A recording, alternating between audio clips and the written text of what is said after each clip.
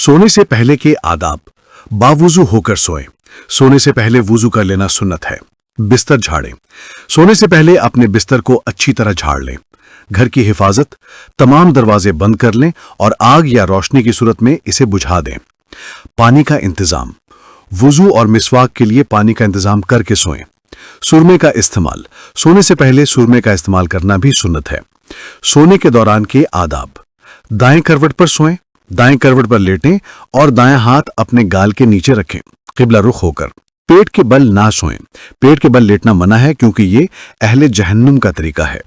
तहज्जुद की नीयत से सोएं। रात को जल्दी सो जाएं ताकि तहज्जुद के लिए उठ सकें। सोने से पहले की दुआएं और अज़कार। सूरतें पढ़ें।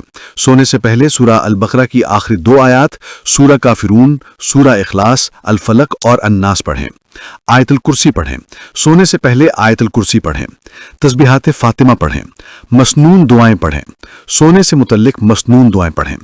जिक्र इलाही। सोते वक्त अल्लाह का जिक्र करें।